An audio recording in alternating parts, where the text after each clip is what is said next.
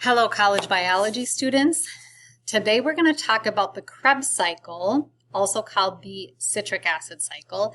And the objective is to discuss or talk about how the Krebs cycle aids in cell energy production. This is not a question. This is a, let's make this a, yeah, that's right. It's an exclamation point because we're going to talk about the Krebs cycle. So the Krebs cycle, we kind of gave an overview and talked about glycolysis, which precedes the Krebs cycle and citric acid cycle. And so I'm going to try to give you step-by-step kind of what's going on as we move through this cycle. So the goal here is pyruvic acid diffuses into the mitochondria. Now we're moving into the mitochondria, where we said that glycolysis happens outside of the mitochondria in the cytosol of the cell, but this is going to diffuse pyruvic acid, which is the product of glycolysis. Now will diffuse into the mitochondria and make some ATP. Still not a ton of ATP, but some ATP. So each pyruvate, or pyruvic acid, same thing, is converted into an enzyme called acetyl coenzyme A, or acetyl-CoA for short. This results in one of the three carbons to be broken off and converted to CO2. So if we look at this diagram, this right here is a diagram of the Krebs cycle. And so they're talking about this. So here's that acetyl-CoA or coenzyme A. As this enters into the citric acid cycle, we do have, and actually this pyruvic acid,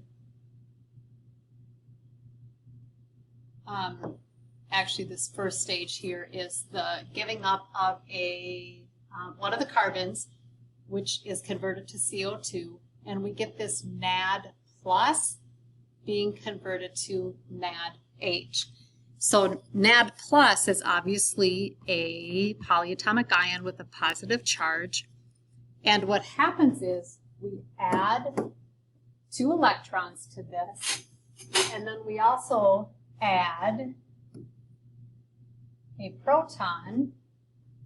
And usually when we talk about a single proton, protons are really just a hydrogen ion, because remember, hydrogen is just a proton and an electron, and if it doesn't have an electron, then it's just a single proton, but that's actually a hydrogen ion, so we use those kind of interchangeably.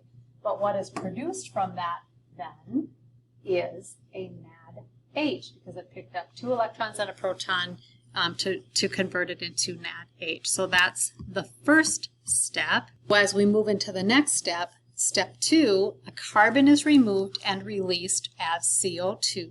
So another one of those, now we are here. So we can see, remember that pyruvate or pyruvic acid is a 3-carbon molecule. We have it right here.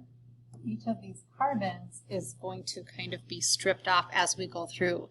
Remember that each glucose molecule produces 2 of those citric acid, or pyruvic acid molecules. So step 3 then, another carbon is removed and converted to CO2, leaving a 4-carbon molecule to be recycled. Also a NAD plus, another NAD plus is converted to NADH. So it's important to note too, every time that happens, this NADH is an intermediate molecule that is there to carry energy. Okay, so it's going to carry energy to the next step, basically. And then, so step 3, now we are down here, and we said another one of these happens. And step 4, ADP, here we go, ADP, here's our step 4. This is step 4. This whole thing here is step 3, this is step 2, and this was step 1 up here. So that's where we are. Step 4, then ADP is phosphorylated, meaning phosphorylated just means a phosphate is added, ADP becomes ATP. So adenosine diphosphate with 2 phosphates picks up a phosphate and becomes adenosine triphosphate with 3 phosphates. So we say that it is phosphorylated, meaning it picks up a phosphate. So that is step 4. Step 5, the FAD is converted to FADH2.